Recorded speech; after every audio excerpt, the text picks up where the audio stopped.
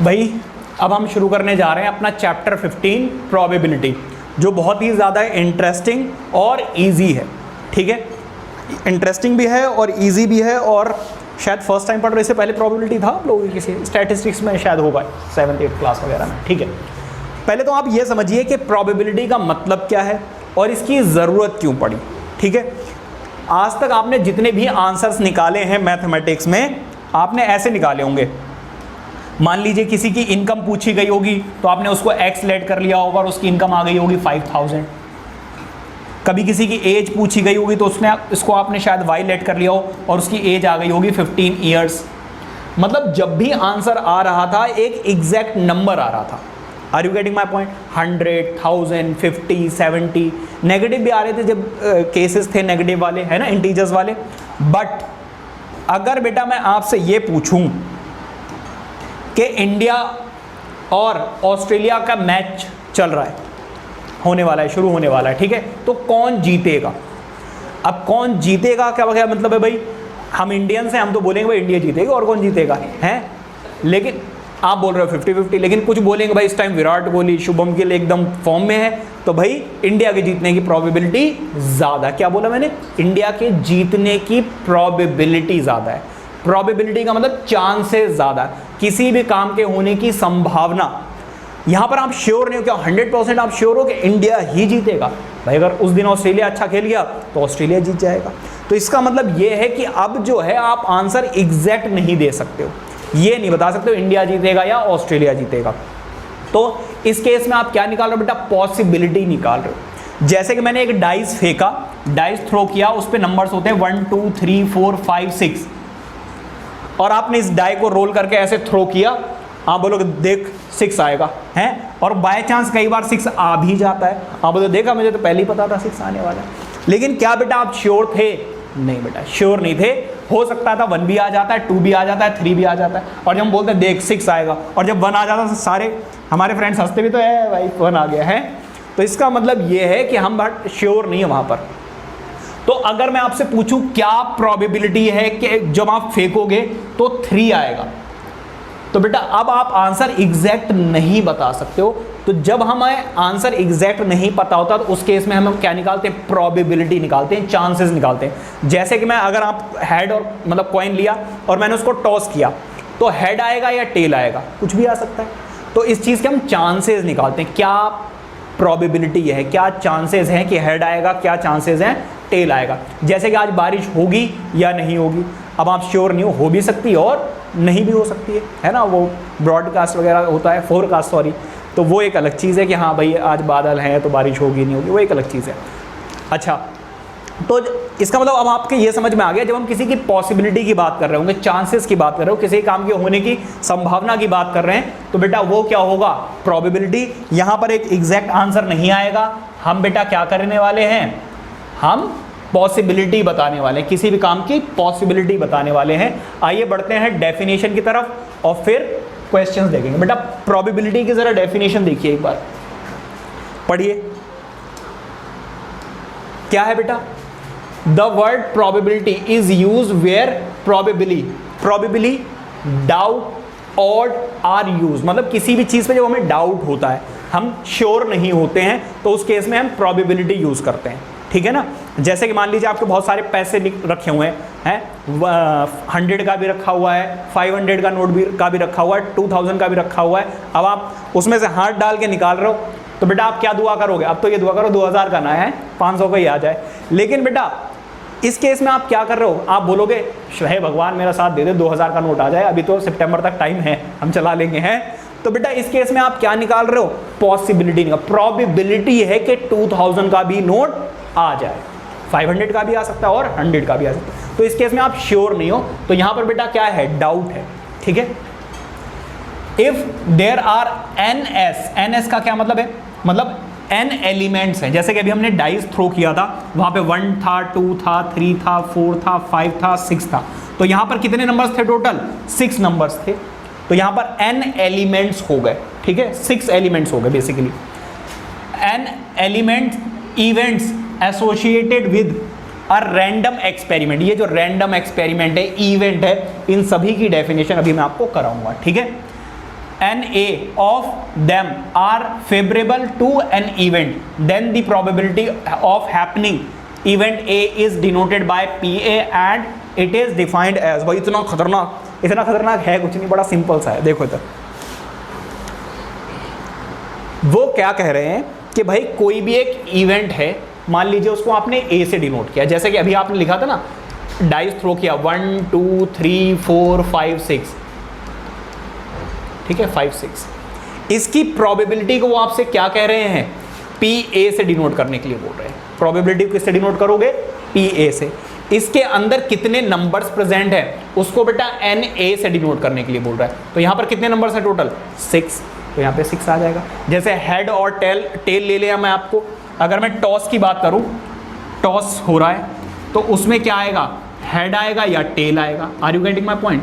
तो इसमें कितने हो गए बेटा, मान लीजिए अगर मैंने इसको A से डिनोट कर दिया तो टोटल एलिमेंट्स इसमें कितने हो गए, 2 हो गए, तो NA क्या हो गया, 2। तो इसके अंदर जो लिखा हुआ है वो क्या होता है बेटा, एलिमेंट होता है। क्या होता है, एलिमेंट। इतनी बात क्लियर हो रही है। अच्छा, इसके लिए बेटा एक फॉर्मूला है, ये जो आपने पहले भी क्लासेस में पढ़ा होगा, जरा ध्यान से पढ़िए। वो क्या कह रहे हैं, किसी भी प्रोबेबिलिटी को किससे डिनोट कीजिए, PA से डिनोट कीजिए। NA क्या है बेटा, नंबर ऑफ फेवरेबल आउटकम, मतलब कितने आप चाहते हो, अभी बताऊंगा इसका मतलब। और SN का क्या मतलब है ये समझिए। जैसे कि मैंने एक डाइस थ्रो किया, ठीक है, डाइस बेटा थ्रो किया, तो इसको मैं बोलता हूं सैंपल स्पेस। क्या बोलता हूं बेटा, सैंपल स्पेस, और इसको डिनोट किया जाता है S से। मैं अगर आपसे पूछूं कि डाइस में कितने नंबर्स होते हैं, तो 1 2 3 4 5 और 6। जब बेटा सैंपल स्पेस लिखा जाता है तो यहाँ पर करली ब्रैकेट्स लगाए जाते हैं। हमेशा क्या लगाए जाते हैं, करली ब्रैकेट्स। तो बेटा ये जो नीचे लिखा हुआ है ये है नंबर ऑफ पॉसिबल आउटकम्स। तो यहाँ पर टोटल कितने आउटकम्स पॉसिबल हैं, जितने नंबर्स यहाँ पर प्रेजेंट हैं। तो बेटा प्रेजेंट है टोटल कितने, 6।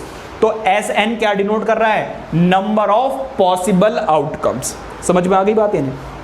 अच्छा, अगर मैं आपसे पूछूं कि बेटा आप मुझे प्रोबेबिलिटी बताइए इवन नंबर्स की, किसकी बताइए, इवन नंबर्स की। अब मुझे ये बताइए कि इवन नंबर्स कितने हैं यहाँ पर 2 इवन है, 4 इवन है और 6 इवन है। अब मुझे ये बताइए कि नंबर ऑफ फेवरेबल आउटकम्स, यहाँ पर टोटल कितने आउटकम्स पॉसिबल हैं, 3 आउटकम्स पॉसिबल है। तो नंबर ऑफ फेवरेबल आउटकम्स को हम NA से डिनोट करेंगे। समझ में आ गई बात है नहीं। अब ये आ गया फॉर्मूला। इस चीज़ की अगर मैं आपसे प्रोबेबिलिटी पूछूं तो आप इसको किससे डिनोट करेंगे, PA से। NA कितना है बेटा, 3, और NS कितना है बेटा, 6। तो इसकी प्रोबेबिलिटी क्या हो गई, 1/2। 1/2 का मतलब हो गया बेटा 50%। अभी इस पर आएंगे। इस तरीके से आपको प्रोबेबिलिटी निकालनी है। अब ये बहुत कुछ हमें करना है, पहले डेफिनेशंस वगैरह देख लें, फिर जब क्वेश्चंस पे आएंगे तो समझ में आ जाएगा। बस मैंने अभी आपको क्या समझा दिया, मैंने ये समझा दिया कि PA का क्या मतलब है, NA का क्या मतलब है, SN का क्या मतलब है, और सैंपल स्पेस क्या होता है ये भी साथ में देख लिया। क्लियर हो गई बात ये। हाँ जी, NS बता तो दिया। अरे NS, अच्छा NS है ये और ये NA, ठीक है। ये बेटा फॉर्मूला बड़ा काम का है। जब भी आप क्वेश्चन लिखेंगे पहले एक बार फॉर्मूला लिखेंगे, उसके बाद अपना आंसर लिखेंगे। समझ में आ गई बात या नहीं।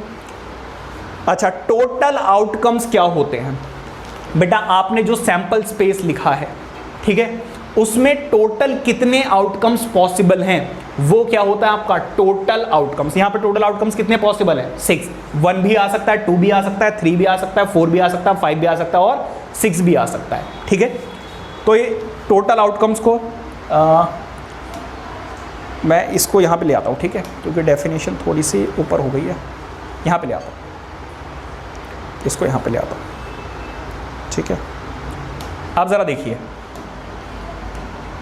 वो आपसे क्या करें, the outcomes in which event takes place called the total outcomes, ठीक है। क्या मतलब है, outcomes in which event takes place. बेटा ये इवेंट है, इसके कितने आउटकम्स पॉसिबल है, वही इसका क्या है, टोटल आउटकम्स, ठीक है। For example, if a coin is thrown there are 2 outcomes. मतलब अगर एक कॉइन फेंकी जाए तो कॉइन पे क्या क्या आ सकता है, हेड आ सकता है और टेल आ सकता है। तो इसके टोटल आउटकम्स कितने पॉसिबल हैं, 2 आउटकम्स पॉसिबल हैं। अच्छा, इसको मैं डिनोट करूंगा एस से। ये क्यों? क्योंकि ये सैंपल स्पेस है, ये टोटल आउटकम्स की बात कर रहे हैं और इस टोटल आउटकम्स को बेटा हम एस एन से डिनोट करेंगे विच इज 2। समझ में आ गई बात या नहीं? तो आप सैंपल स्पेस लिखिए और उसके अंदर कितने एलिमेंट्स लिखे हुए हैं वही आपका क्या है, टोटल आउटकम्स। समझ में आ गई बात या नहीं? Any problem? आगे आ जाइए। ये फेवरेबल आउटकम्स, अब मैं इसको ऊपर कर दे रहा हूँ, ठीक है। फेवरेबल आउटकम्स,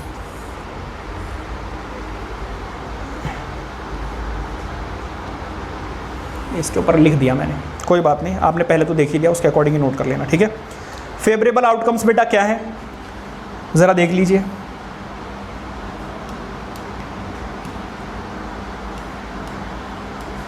फेवरेबल आउटकम का मतलब बेटा ये है कि आपसे क्या क्वेश्चन पूछा जा रहा है, किसके बारे में बात हो रही है। जैसे उन्होंने बोला क्या, इवन नंबर्स बताइए, क्या प्रोबेबिलिटी है कि इवन नंबर आ जाएगा, तो ये फेवरेबल आउटकम हो गए जिसके बारे में हम बात कर रहे हैं, ठीक है।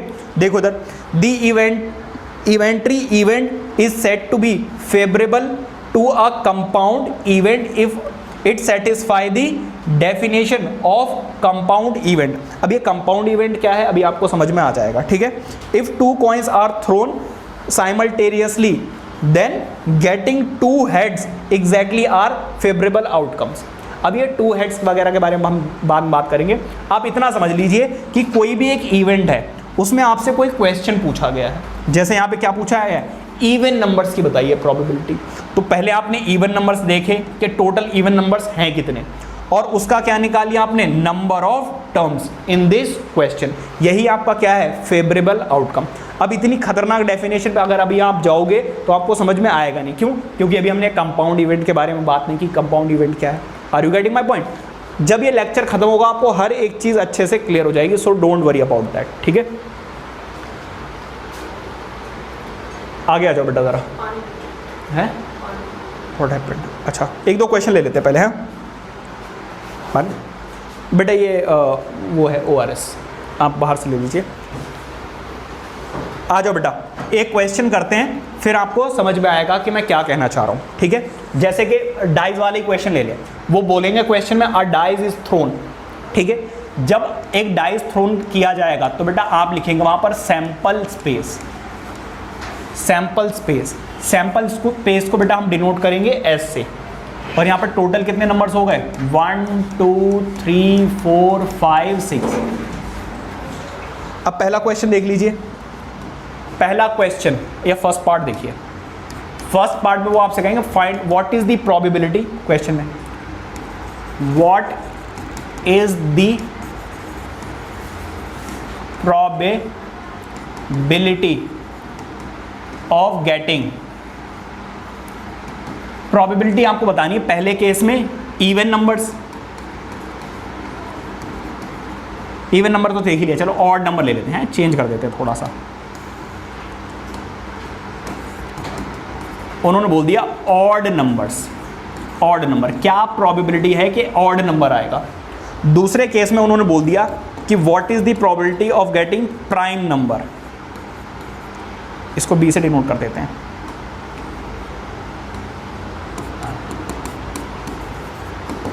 इसमें उन्होंने हमसे पूछी क्या, प्राइम नंबर की प्रोबेबिलिटी बताइए।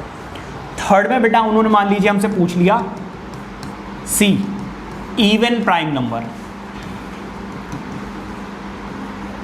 इवन प्राइम नंबर, ठीक है बेटा। सबसे पहले तो बेटा आपको टोटल आउटकम्स निकालने पड़ेंगे। पहले फेवरेबल आउटकम की बात करें तो फेवरेबल आउटकम की अगर मैं आपसे बात करूं तो इवन नंबर्स हैं कितने, जरा मुझे ये बताओ पहले।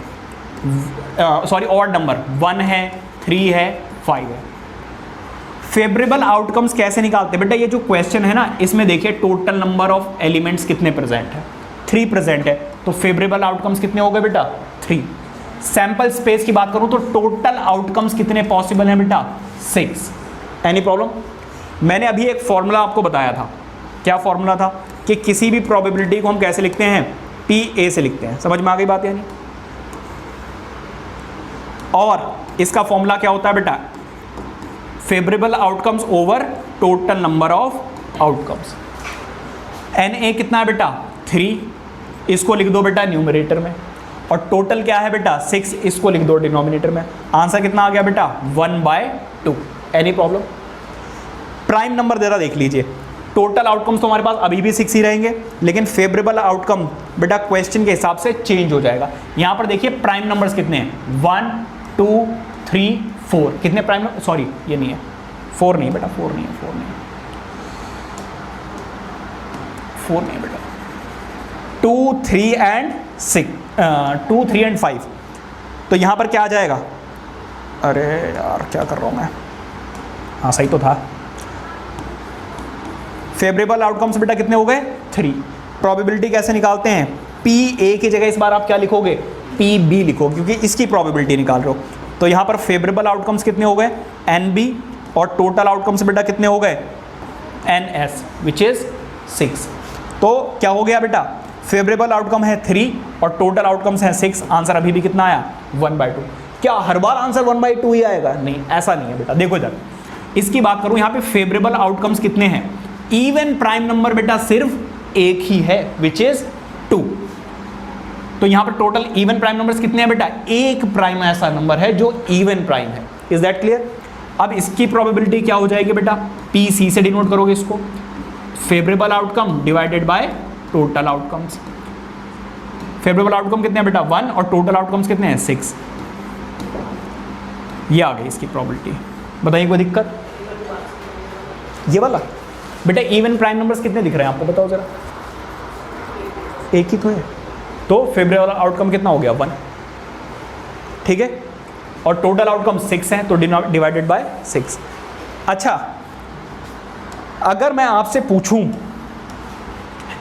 एक और पूछूं, what is the probability of getting 8, probability 8 आने की बताइए, क्या प्रोबेबिलिटी ऑफ गेटिंग 8। अब आप मुझे ये बताइए, क्या यहां पर 8 आ सकता है, नहीं आ सकता है। तो बेटा यहां पर फेवरेबल आउटकम क्या हो गया, 0, प्रोबेबिलिटी भी क्या आ गई, 0। जो चीज़ है ही नहीं वो आ ही नहीं सकता। अब इंडिया और ऑस्ट्रेलिया का मैच चल रहा है, आप पूछ रहे हो पाकिस्तान जीतेगा क्या, पाकिस्तान तो वैसे भी नहीं जीतेगा, लेकिन जब खेल नहीं रहा तब तो बिल्कुल ही पॉसिबल नहीं है। समझ में आ रही बात या नहीं। अच्छा अब जरा देखिए, अगर मैं आपसे कहूं what is the probability of getting a natural number, natural number बेटा क्या होगा बताओ जरा। मैं किससे ले लूं, ग्रीन से ले लेता हूं, है ये डी हो गया, ई देख लो जरा, ई, ये थर्ड, ये फोर्थ हो गया, फिफ्थ देखो जरा। What is the probability of getting a natural number? बेटा ये जितने भी नंबर्स हैं सारे के सारे बेटा नेचुरल हैं या नहीं है। तो यहाँ पर फेवरेबल आउटकम क्या हो गया, 6, और टोटल आउटकम भी कितना है बेटा, 6। तो इसकी प्रोबेबिलिटी बेटा जरा यहाँ पर देखिए, इसकी प्रोबेबिलिटी क्या हो जाएगी, P E, favourable outcome divided by total outcome. बेटा फेवरेबल आउटकम भी 6 और टोटल आउटकम भी 6, तो यहां पर प्रोबेबिलिटी कितनी आ गई बेटा, 1। और प्रोबेबिलिटी जब बेटा 1 आती है तो इसको हम क्या बोलते हैं, 100%। 100% बेटा क्या आने वाला है, नेचुरल नंबर ही आने वाला, कुछ और तो नहीं आ सकता, क्योंकि नेचुरल नंबर है सारे के सारे। इसका मतलब प्रोबेबिलिटी, यहां पे मैंने आपको ये सारी चीजें क्यों कराई बेटा, अगर मैं इसको डिवाइड करूं तो 0.5 आया, प्रोबेबिलिटी 0 भी आ गई, प्रोबेबिलिटी 1 भी आ गई, प्रोबेबिलिटी बेटा इसको डिवाइड करोगे तो कितना आ जाएगा, 0 1 6, फिर कितना आ जाएगा, 4 6 6, मान लीजिए ऐसे आ जाए कुछ 0.16। मैंने यहां से क्या कंक्लूड किया कि प्रोबेबिलिटी बेटा 0 आ सकती है, जब पॉसिबल नहीं होगा, नॉट पॉसिबल, तो उस केस में प्रोबेबिलिटी 0 भी आ सकती है, प्रोबेबिलिटी 0.1 भी हो सकती है, प्रोबेबिलिटी 0.16 भी हो सकती है, प्रोबेबिलिटी 1 भी हो सकती है। क्या प्रोबेबिलिटी 2 3 4 आई, नहीं आई। इसका मतलब probability can not be greater than 1। क्या नेगेटिव आई, -1 -3 -4, नहीं। So probability can not be smaller than 0। Probability बेटा हमेशा, नेक्स्ट पेज पे चलते हैं, किसी भी चीज की बेटा प्रोबेबिलिटी हमेशा या तो 0 होगी या 0 से बड़ी होगी, और 1 होगी या 1 से छोटी होगी। प्रोबेबिलिटी बेटा हमेशा इसके बीच में ही लाया करेगी, कभी भी 1 से बड़ी नहीं हो सकती और 0 से छोटी नहीं हो सकती। पीछे जरा चलते हैं बेटा, इस चीज को मैं अगर 100 से मल्टीप्लाई कर दूं तो इसको परसेंटेज में अगर मैं लिखूं तो 50% आ जाएगा। अगर मैं इसको मल्टीप्लाई करूं तो 100% आ जाएगा। इसको अगर 100 से मल्टीप्लाई करूं तो 0% आ जाएगा। इससे हमने क्या कंक्लूड किया, इससे बेटा ये आउटपुट निकलता है कि प्रोबेबिलिटी बेटा फ्रैक्शन में हो सकती है, प्रोबेबिलिटी डेसिमल में हो सकती है, प्रोबेबिलिटी परसेंटेज में हो सकती है। इन 3 तरह से बेटा प्रोबेबिलिटी निकाली जाती है। जैसे कि अभी इंडिया ऑस्ट्रेलिया का मैच चल रहा है, तो हम इंडियंस हैं, तो बेटा 80% इंडियंस बोलेंगे कि कौन जीतेगा, इंडिया जीतेगी। 80%, तो हमने ये भी तो पॉसिबिलिटी ही निकाल रहे हैं, चांसेस ही तो निकाल रहे हैं, तो ये भी क्या एक प्रोबेबिलिटी है। बाकी तो नंबर आपने देख ही लिया। जब डिवाइड नहीं करोगे तो फ्रैक्शन में रहेगा, डिवाइड कर दोगे तो बेटा किस में आ जाएगा, डेसिमल में आ जाएगा, परसेंटेज में कन्वर्ट करना चाहो तो परसेंटेज। तो प्रोबेबिलिटी बेटा 3 तरीके से लिखी जा सकती है, फ्रैक्शन में, डेसिमल में और परसेंटेज में। क्लियर हो गई बात यानी? अच्छा, ये हो गई बेटा प्रोबेबिलिटी का केस। अब आ जाइए बेटा ट्रायल। कुछ इंपॉर्टेंट बेटा टर्म्स और सीख ले, अभी श्योर इवेंट, इम्पॉसिबल इवेंट पे आएंगे, ठीक है, जो आपके माइंड में चल रहा होगा वो बताएंगे, लेकिन अभी छोटी मोटी चीज़ें हमने देखी हैं, पहले उनकी ज़रा डेफिनेशंस पे आ जाते हैं। बेटा पहले देखिए ट्रायल क्या होता है। A trial is an action which results in one of the सेवरेबल outcomes. मतलब आपने एक आउटकम निकाला, जैसे कि आपने क्या निकाला था, सैंपल स्पेस निकाला, 1 2 3 4 5 6। अब आप बेटा क्या करोगे, एक डाइस थ्रो करोगे, डाई थ्रो करोगे तो हो सकता है 3 आ जाए, हो सकता है 4 आ जाए, हो सकता है 5 आ जाए। तो ये फेवरेबल आउटकम निकालने के लिए जो आप काम करते हो वही क्या है, trial. Are you getting my point? जो आपने ऐसे करके डाई फेंका था वो क्या है बेटा, ट्रायल है। So a trial is an action which results in one of the favorable outcomes। तो जो हमने आउटकम्स निकाले उसमें से कोई एक आउटकम आ जाएगा। बेटा ध्यान नहीं दे रहे हो आप, ऐसे करिए, हाँ सर ध्यान नहीं दे रही हूं मैं। For example, each throw of die is a trial and each toss of 1 or 2 coin is simultaneously. मतलब आपने डाई थ्रो किया वो भी एक क्या है, ट्रायल है। आपने कॉइन उछाला वो भी क्या है, ट्रायल है। समझ में आ गई बात यानी? आगे देखिए बेटा एक्सपेरिमेंट। एक्सपेरिमेंट जरा देखिए, an activity which ends in some well defined results outcomes is called experiment. बेटा कुछ केस में बेटा आउट ट्रायल आपने किया, ठीक है, हो सकता है ट्रायल आए भी आउटकम या ना भी आए। जैसे कि मान लीजिए कि इंडिया और उसका मैच चल रहा है, ठीक है, मैंने इन दोनों को मान लीजिए पता ही नहीं है कि मैच इंडिया और ऑस्ट्रेलिया में कौन कौन से प्लेयर हैं, कैसे क्या होता है, कुछ पता ही नहीं है। मैंने बोला कि मैच सीरीज़ आ रही है, कौन जीतेगा, तो इसने बोल दिया पाकिस्तान जीतेगा। इसे पता ही नहीं पाकिस्तान है भी उसमें नहीं है, ठीक है। तो जब इसे पता नहीं, इसने ट्रायल तो किया, कोशिश तो की, लेकिन आउटकम आया ही नहीं। जो फेवरेबल आउटकम होना चाहिए था, वेल डिफाइंड आउटकम होना चाहिए था, वो नहीं आया, क्योंकि खेल तो ऑस्ट्रेलिया और इंडिया रही है, लेकिन इसने किसका नाम ले दिया बेटा, पाकिस्तान का। तो ये आउट ऑफ द वर्ल्ड है। मतलब ट्रायल आया लेकिन फेवरेबल आउटकम नहीं आया, ठीक है। अच्छा, तो जब आप कोई भी ट्रायल करें और बेटा क्या हो, एक वेल डिफाइंड रिजल्ट आए, उसको बेटा हम क्या बोलते हैं, एक्सपेरिमेंट बोलते हैं। समझ में आ गई बात यानी? एग्जाम्पल देख लीजिए, drawing a card from pack of playing cards is an example of experiment.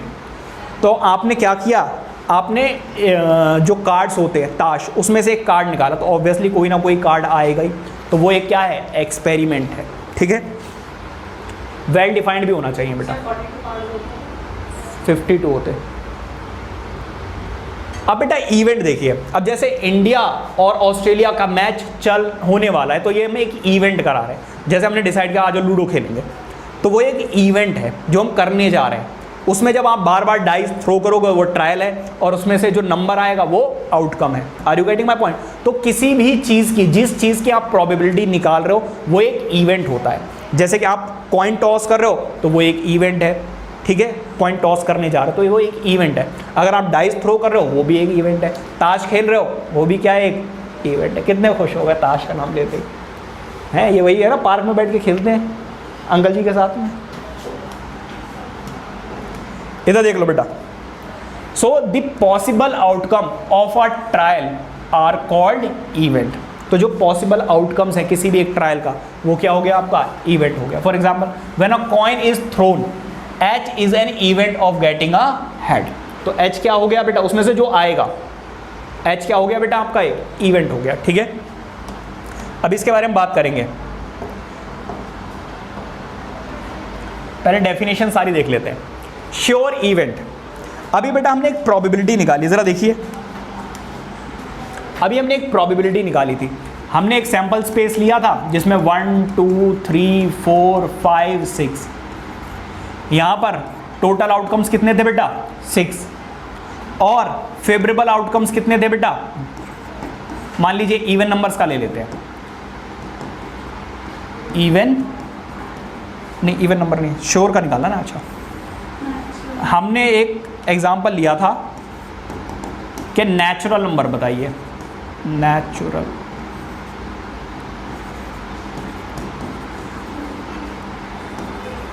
क्या प्रोबेबिलिटी है कि नेचुरल नंबर आएगा, ठीक है। तो ऑब्वियसली बेटा यहां पर फेवरेबल आउटकम भी कितने थे 6। भाई एक बात और, ये भी नेचुरल नंबर, ये भी नेचुरल नंबर, ये भी नेचुरल नंबर, ये भी नेचुरल नंबर, ये भी नेचुरल नंबर, ये भी नेचुरल नंबर। जब भी आप डाइस थ्रो करोगे या तो 1 आएगा या 2 आएगा या 3 आएगा या 4 आएगा या 5 आएगा या 6 आएगा, इनमें से कुछ भी आ जाए, ये सारे के सारे ही क्या हैं, नेचुरल नंबर्स हैं। तो बेटा फेवरेबल आउटकम्स भी कितने हो गए 6। अब इसकी प्रोबेबिलिटी बेटा हमने निकाली थी, तो favourable outcomes divided by total number of outcomes, मतलब 6 डिवाइडेड बाय 6, आंसर कितना है बेटा। आपने बोला कि मैं डाइस थ्रो कर रहा हूँ और अगर नेचुरल नंबर आया तो तू मुझे 100 रुपये देगा या देगी, तो बेटा इस केस में 100% नेचुरल नंबर ही आने वाला। इसका मतलब आप श्योर हो है ना कि यही आने वाला है, इसके अलावा और कुछ आ ही नहीं सकता। तो ऐसे इवेंट को बेटा हम क्या बोलते हैं, श्योर इवेंट कहते हैं, ठीक है। तो an event whose occurrence is certain are called sure event, मतलब जो आपको 100% पता ही है यही आने वाला है। आपने बोला ऐसा है, देख इंडिया और ऑस्ट्रेलिया का मैच चल रहा है, इन दोनों में से ही कोई एक जीतेगा, तो आप क्या हो बेटा, श्योर हो गए हो, है ना। ऐसा केस बोल रहे हो कि 100% वही आने वाला है। आपने बोला कॉइन टॉस किया, आपने बोला या तो हेड आएगा या टेल या हेड नहीं आएगा, या हेड आएगा या हेड नहीं आएगा, तो दोनों केस में आपने बात बोल दी। समझ में आ रही बात है नहीं, तो ये भी क्या हो गया, एक श्योर इवेंट हो गया। एग्जाम्पल देखते हैं जरा। Suppose a die is thrown getting a number less than 7, obviously less than 7 ही आएगा। क्या, किसकी, थ्रोन। अरे ठीक है यार, समझ जाओ, थोड़ी बहुत गलती हो जाती है, ठीक है। Less than 7 on the die is certain and as such as event, ठीक है। The probability of is sure and probability बेटा इस केस में कितनी होगी बेटा 1। देखो श्योर इवेंट की प्रोबेबिलिटी क्या होती है, 1 होती है। ये एमसीक्यू में या फिल इन द ब्लैंक्स में आ सकता है, what is the probability of sure event, ठीक है। तो श्योर इवेंट की बेटा प्रोबेबिलिटी कितनी होती है, 1 होती है, ठीक है। आगे देखिए जरा, इम्पॉसिबल इवेंट। इम्पॉसिबल इवेंट का मतलब क्या है, जैसे कि अभी आपने एक सैंपल स्पेस लिया था 1 2 3 4 5 6, मैंने कहा था what is the probability of getting 8, तो बेटा 8 आने की प्रोबेबिलिटी क्या है, 0 है। जो चीज़ पॉसिबल ही नहीं है आप उसके बारे में बात कर रहे हो। नंबर तो 6 तक है, हेड और 10 आएगा, और मान लीजिए आप कह रहे हो बादशाह आएगा, है ताश खेलने गया था, लूडो में बैठ गए आके, तो आपने क्या बोल दिया, बादशाह आएगा। तो क्या बेटा बादशाह आ सकता है, बादशाह मतलब किंग, क्या किंग आ सकता है, नहीं आ सकता है। क्यों, आप लूडो में पहुंच गए, गलत जगह पहुंच गए आप, ठीक है। तो इस केस में बेटा क्या हो गया, इम्पॉसिबल इवेंट हो गया। और इम्पॉसिबल इवेंट की बेटा प्रोबेबिलिटी क्या होती है, 0 होती है, ठीक है। देखिए जरा definition, an event whose occurrence is not possible, जिस पॉसिबल ही नहीं है। 8 आ सकता है क्या, नहीं आ सकता है। लूडो में क्या बादशाह आ सकता है, किंग आ सकता है, नहीं आ सकता, impossible, is called impossible event. Suppose a die is thrown, the number getting more than 7 is impossible, और इस केस में इसकी प्रोबेबिलिटी क्या हो जाएगी, 0। क्लियर हो रही बात या नहीं? नेक्स्ट देखो बेटा, नोट करने वाली बेटा बात क्या है यहां पर, ये मैंने वैसे ही करा दिया आपको कि किसी भी चीज़ की प्रोबेबिलिटी जो है वो 0 या 0 से बड़ी होगी और 1 या 1 से छोटी होगी। इवेंट बेटा ऑब्वियसली हम कोई ना कोई इवेंट करेंगे तो प्रोबेबिलिटी भी उस इवेंट की ही निकलेगी, इसलिए जितने भी क्वेश्चंस होंगे मोस्टली आपको पीई लिखा हुआ मिलेगा जब तक कोई पर्टिकुलर क्वेश्चन ना हो तब तक। ठीक है, जैसे यहाँ पे कोई पर्टिकुलर क्वेश्चन है ही नहीं तो हम प्रोबेबिलिटी क्या बोलेंगे, पीई। समझ में आ गई बात या नहीं? अच्छा देखो इधर,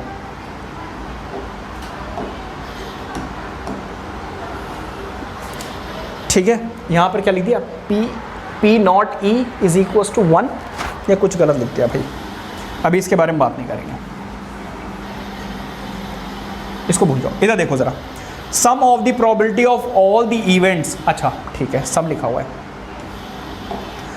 देखो इधर जरा पढ़िए, the sum of probabilities of all the events an experiment is 1। अभी बता दूं क्या मतलब है, the probability of P E of an element E takes any value from 0 to 1।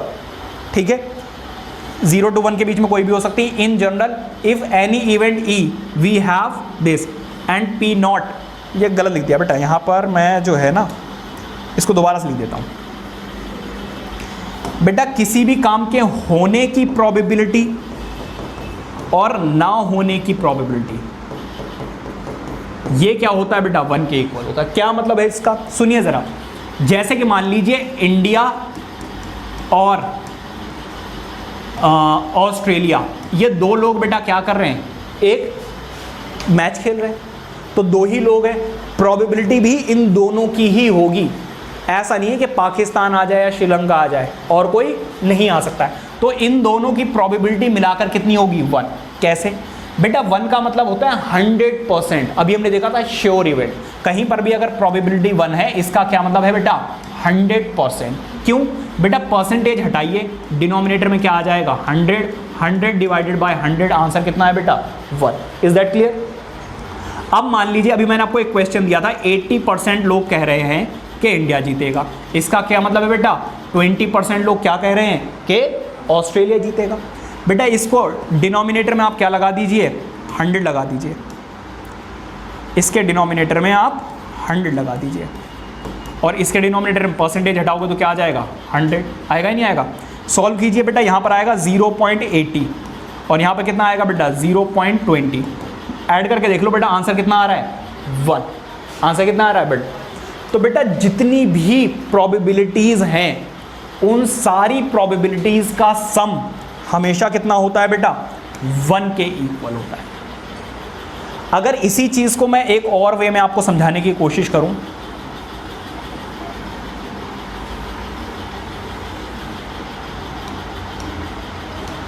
यहां पर नॉट ई को बेटा हम कैसे लिखते हैं, इधर देख लीजिए जरा, नॉट ई को कैसे लिखा जाता है, इधर देखो जरा, किसी भी काम के होने की प्रोबेबिलिटी को पी से डिनोट किया जाता है और ना होने की प्रोबेबिलिटी को बेटा पी से डिनोट किया जाता है। अरे यार कहाँ लगा दिया मैंने, नॉट ई। इस चीज को बेटा कैसे डिनोट किया जाता है, पी के ऊपर ऐसे डैश लगा दिया जाता है। समझ में आ गई बात या नहीं?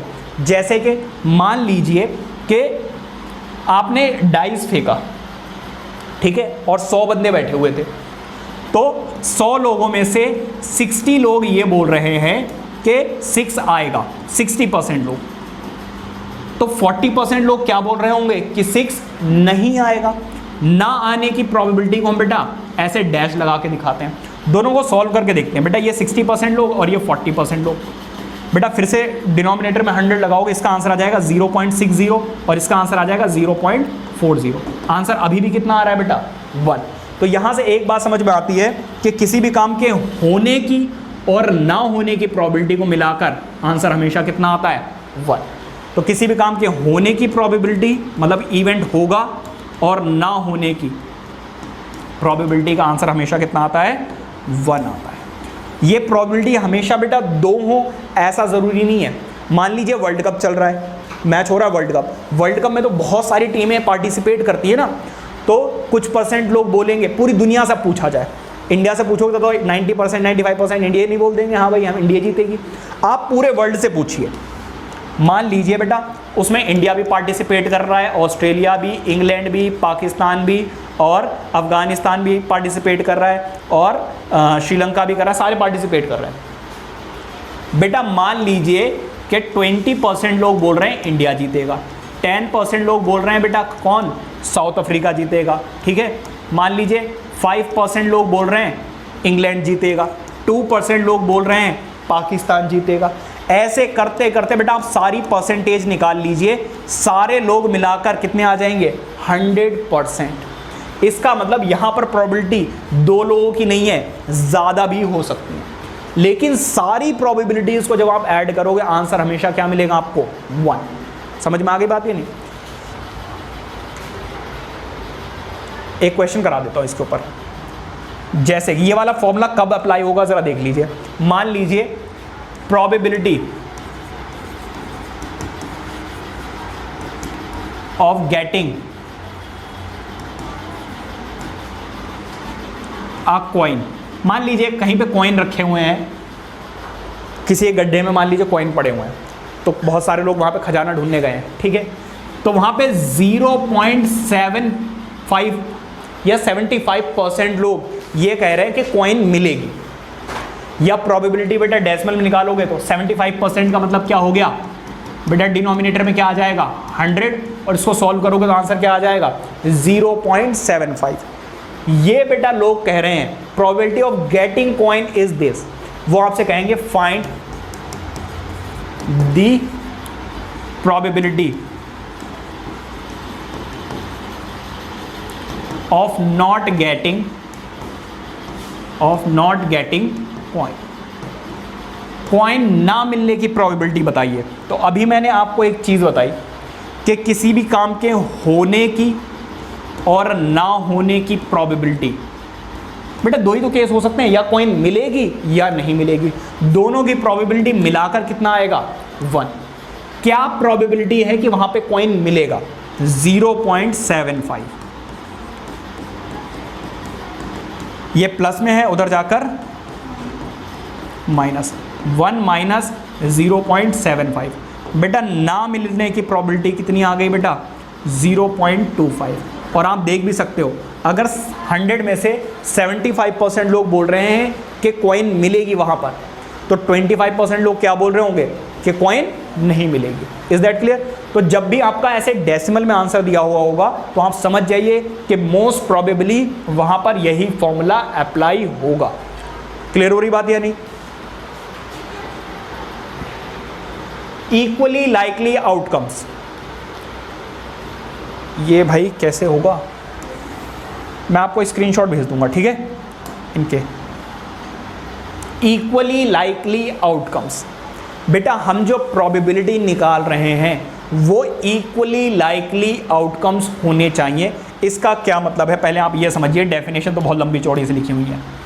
मान लीजिए मैंने एक सैंपल स्पेस लिया, फिर से मैं क्यों ये सैंपल स्पेस ले रहा हूँ? क्योंकि सभी ने लूडो तो बेटा खेला ही होगा, 1 2 3 4 5 6। अगर मैं आपसे पूछूं प्रोबेबिलिटी बताइए 1 की, तो बेटा यहाँ पे 1 कितने हैं? सिर्फ 1, और टोटल कितने हैं? 6। तो प्रोबेबिलिटी कितनी आ गई बेटा? 1/6। बड़ा सिंपल सा है, टोटल लिख दीजिए नीचे और जिसकी प्रोबेबिलिटी पूछी है उसको लिख दीजिए ऊपर, 1 मत लिख देना। टोटल यहाँ पे 1 कितने हैं? सिर्फ 1। अगर मैं आपसे पूछूं what is the probability of getting 2, यहाँ पे 2 कितने हैं? सिर्फ 1, तो 1 और नीचे क्या आएगा? 6। मैं आपसे पूछूं what is the probability of getting 3, तो यहाँ पे 3 कितने हैं? सिर्फ 1, और डिवाइडेड बाय टोटल, टोटल कितने हैं बेटा? 6।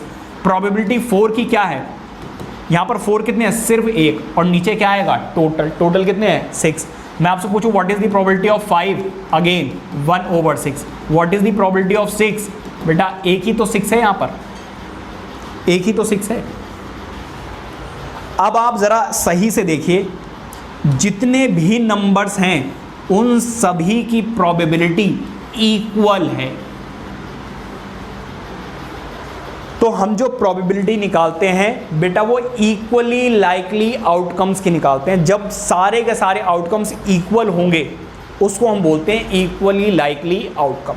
कहने का मतलब ये है, मान लीजिए कि कहीं पर कंपटीशन चल रहा था, ठीक है, और आपने क्या किया, थोड़ी सी चालूपंथी दिखा दी, 1 हटा दिया यहाँ से और 1 की जगह क्या डाल दिया, 6, अब जीतो, है ना। तो बेटा ये कैसा है बेटा, बायस्ड डाइज है। कैसा डाइज है, बायस्ड। बायस्ड मतलब फ्रॉड, गलत, ठीक है। एक होता है अनबायस्ड, अनबायस्ड का मतलब सही चीज़, बायस्ड का मतलब खराब चीज़। तो ये खराब वो है डाइस। क्या कह रहे हो, मेरे लिए तो बहुत मस्त बढ़िया चीज़ है ये, तो आप खामी का सर। अच्छा अब बेटा मैं प्रोबेबिलिटी पूछूं 6 की, 6 कितने बेटा, अब 2 आउट ऑफ 6।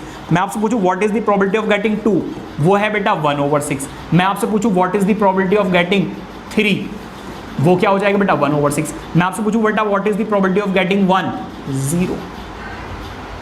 यहां पर हर नंबर की बेटा प्रोबेबिलिटी अब क्या हो गई, अलग अलग हो गई। तो ये इक्वली लाइकली आउटकम्स नहीं है। और हम जो प्रोबेबिलिटी चैप्टर पढ़ रहे हैं वो किसके ऊपर पढ़ेंगे, सिर्फ और सिर्फ इक्वली लाइकली आउटकम्स के ऊपर। समझ में आ गई बातें। एक बार डेफिनेशन देख लेते हैं इक्वली लाइकली आउटकम्स की, बहुत लंबी सी है भाई। 2 outcomes of an random experiment are said to be equally likely when there is no reason to believe that any one of them has greater chances of occurrence than the other। मतलब बाकियों से ज़्यादा chances इसके हैं, तो ऐसा कुछ भी नहीं होगा। For example we roll an unbiased dice, मैंने आपको बताया ना अनबायस्ड डाइस, ठीक है। Each number is equally to occur if however a dice so formed that a particular phase occurs most often। मतलब ऐसा कर दिया जाए कि एक फेज ज्यादा बार अकर करे। यहां पे 6 क्या हो गया, 2 बार हो गया। समझ में आ गई बात है नहीं। तो ऐसे को हम क्या बोलते हैं, ऐसे को हम क्या बोलते हैं जरा देखिए, fours face occurs most often then the dice is biased. क्या होते हैं बेटा, बायस्ड। अगर ऐसा कॉइन या फिर ऐसा डाइस है जिसमें एक से ज़्यादा बार कोई भी अकर कर रहा है तो इसका क्या मतलब हो गया, वो बायस्ड हो गया। क्लियर हो गई बात या नहीं। तो ऐसे को हम बोलते हैं इक्वली लाइकली आउटकम्स। आगे देखिए ज़रा, कॉम्प्लीमेंट्री इवेंट। कॉम्प्लीमेंट्री इवेंट क्या होते हैं ज़रा देख लीजिए। कोई भी 2 ऐसे इवेंट जिनका सम, ये मान लीजिए E1 है और ये E2 है, इन दोनों का सम बेटा किसके इक्वल आ जाए, 1 के इक्वल आ जाए, ठीक है। 2 ऐसे इवेंट जिनका सम कितना आ जाए, 1 आ जाए, उसको हम क्या बोलते हैं, कॉम्प्लीमेंट्री इवेंट। जैसे कि मान लीजिए आपने एक कॉइन टॉस किया, हेड आने की प्रोबेबिलिटी बेटा कितनी है, 1/2, और टेल आने की प्रोबेबिलिटी भी कितनी है बेटा, 1/2। कैसे, ज़रा देख लो भाई, सैंपल स्पेस देख लो। सैंपल स्पेस में बेटा हेड है और टेल है। मैं आपसे पूछूं what is the probability of getting head, तो टोटल कितने हैं बेटा, 2, और उसमें से हेड कितना है, सिर्फ 1। अगर मैं आपसे पूछूं what is the probability of getting tail, total कितना है बेटा, 2, और इसमें से टेल कितना है, सिर्फ 1। तो probability of getting head plus probability of getting tail, इसको सॉल्व कीजिए, क्या आ जाएगा बेटा, 2 डिवाइडेड बाय 2, आंसर कितना आ रहा है, 1। तो 2 ऐसे इवेंट जिनका सम कितना आ जाए बेटा, 1 आ जाए, तो उसको हम क्या बोलते हैं, कॉम्प्लीमेंट्री इवेंट कहते हैं। क्लियर हो गई बात है। कॉम्प्लीमेंट्री कुछ मिसिंग हो गया, PE यहां पर ऐसे आएगा, PE और PE not E, P not E is equal to 1। अब देखते हैं एलिमेंट्री इवेंट। एलिमेंट्री इवेंट का क्या मतलब है जरा देखिए। मान लीजिए मैंने एक कॉइन को टॉस किया, तो बेटा इसका सैंपल स्पेस क्या आएगा, हेड एंड टेल। तो अगर मैं आपसे पूछूं what is the probability of tail, या मैं पूछूं what is the probability of head, तो मैं एक इंडिविजुअल एलिमेंट की प्रोबेबिलिटी पूछ रहा हूं, है ना, एक अलग अलग। इसका मतलब ये कैसा इवेंट है बेटा, एलिमेंट्री इवेंट है। समझ में आ गई बात है। इवेंट हमने देखा ही था लास्ट क्लास में कि जब आप कॉइन टॉस करोगे तो जो आएगा वो आपका क्या होता था, इवेंट, ठीक है। तो एलिमेंट्री इवेंट हो गया आपका। देख लीजिए ज़रा क्या कह रहे हैं वो आपसे, an outcome of random experiment is called an elementary event. For example, a tossing a coin, the possible outcomes of this experiment are head and tail, thus getting a head और a tail are elementary events। तो head या tell में से कुछ एक आ जाए, ठीक है, किसी एक की प्रोबेबिलिटी को हम क्या बोलेंगे, एलिमेंट्री इवेंट। क्लियर हो गई बात या नहीं? एक और एग्जांपल देखते हैं बेटा कंपाउंड इवेंट का। आपने डेफिनेशन में भी देखा था कंपाउंड इवेंट। मैंने एक सैंपल स्पेस लिया 1 2 3 4 5 6, इस बार मैंने एक डाइस ले लिया। अगर मैं आपसे पूछूं what is the probability of getting N odd number या एक इवन नंबर, बेटा जब आप इवन नंबर बोल रहे हो तो एक साथ में आप मोर देन वन एलिमेंट की प्रोबेबिलिटी पूछ रहे हो।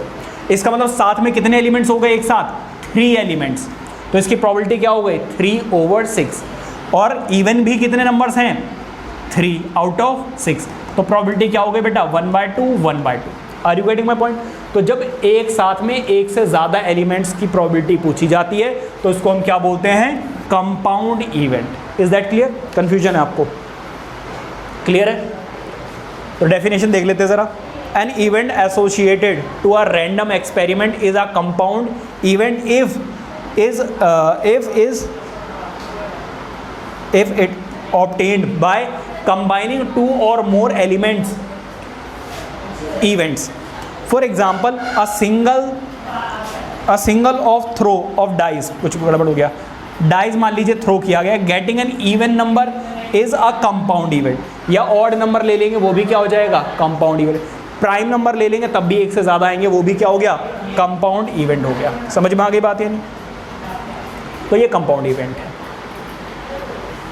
अब आ जाइए बेटा बहुत ही इंपॉर्टेंट टॉपिक को हम डिस्कस करने जा रहे हैं, and that is certain about concept about coin. Coin के बारे में अब हम ज़रा सीखते हैं, क्या होती हैं कॉइन्स, ज़रा देखिए। पहले मैं बात करूंगा सिंगल कॉइन की। सिंगल कॉइन के अगर मैं आपसे सैंपल स्पेस की बात करूं, सैंपल स्पेस, तो बेटा सैंपल स्पेस क्या होगा बताओ ज़रा, या हेड आएगा या टेल आएगा। मैं आपसे पूछूं what is the probability of getting head, तो बेटा टोटल जो होता है वो लिखा जाता है नीचे, और इसमें से हेड कितने हैं वो बता दो ज़रा। तो एक है हेड आउट ऑफ 2, तो प्रोबेबिलिटी क्या हो गई बेटा, 1/2। इसी तरीके से प्रोबेबिलिटी ऑफ टेल क्या हो जाएगी बेटा, 1/2। बताइए कोई दिक्कत? इसके बाद बेटा जो इंपॉर्टेंट है वो है 2 कॉइन्स। 2 कॉइन्स का बेटा ज़रा सैंपल स्पेस देखना। सैंपल स्पेस, अब ज़रा ऐसे समझिए आप कि 2 कॉइन्स एक साथ में हैं, इसमें एक तरफ लिखा जाएगा हेड, एक तरफ है बेटा हेड और दूसरी तरफ क्या होगा, टेल। एक तरफ है हेड और दूसरी तरफ होगा क्या, टेल।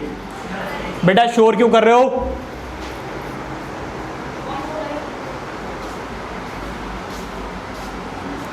एक तरफ बेटा क्या है, हेड, और दूसरी तरफ क्या है, टेल। तो बेटा क्या क्या पॉसिबिलिटी है ज़रा देखिए। हो सकता है पहले वाले पे हेड आ जाए और दूसरे वाले पर भी क्या आ जाए, हेड आ जाए। हो सकता है बेटा पहले वाले पे हेड आ जाए और दूसरे वाले पे क्या आ जाए बेटा, टेल आ जाए। फिर हो सकता है बेटा पहले वाले पे टेल आ जाए और दूसरे वाले पर भी टेल आ जाए।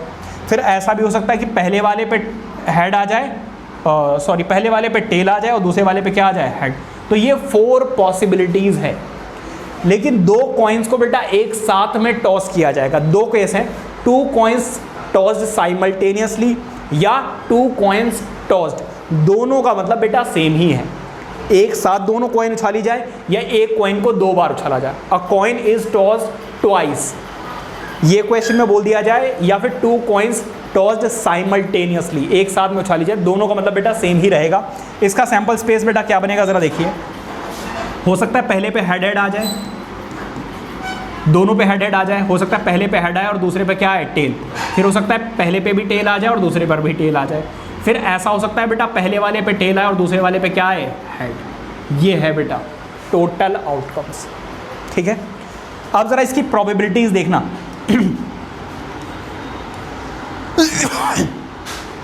अगर बेटा वो आपसे कह दें what is the probability of getting both head, both head, दोनों बेटा क्या आने चाहिए, हेड आने चाहिए, तो बेटा टोटल लिखा जाता है नीचे। टोटल कितने आउटकम्स पॉसिबल हैं बेटा, 4, और उसमें से दोनों बार हेड कब आ रहा है, एक बार। ठीक है, तो बेटा प्रोबेबिलिटी क्या हो गई, 1/4। अगर वो आपसे कह दें नॉट बोथ हेड्स, मतलब समझ आइए दोनों हेड एक साथ में नहीं आएंगे, अलग अलग हो सकते हैं, या हेड आए ही ना, ये भी केस है। तो बेटा इस केस में टोटल कितने हैं, 4, दोनों हेड एक साथ में नहीं आ सकते हैं, तो बेटा प्रोबेबिलिटी कितनी बची, 3। ऐसा 3 बार हो सकता है कि दोनों हेड ना आए। ठीक है, तो ये हो गई बेटा। इसके बाद ज़रा देखिए दोनों टेल के लिए भी यही सेम कंडीशन रहेगी। अब जो इंपॉर्टेंट पॉइंट है ज़रा वो ध्यान देना, वो आपसे कहते हैं what is the probability of getting at least 1 head.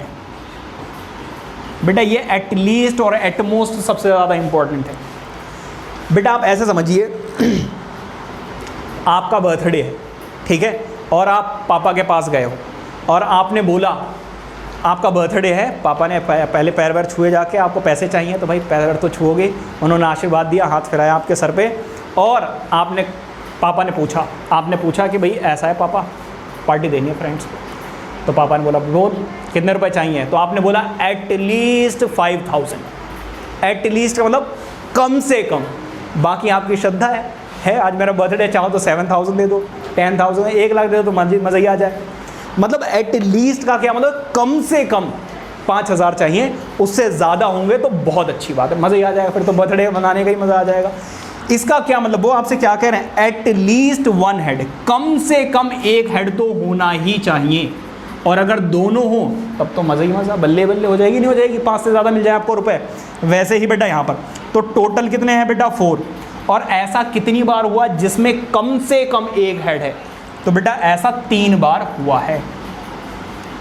समझ में आ रही बात है, नहीं आई बात, क्लियर आप, हाँ जी क्लियर है। दूसरा बेटा एट मोस्ट 1 हेड।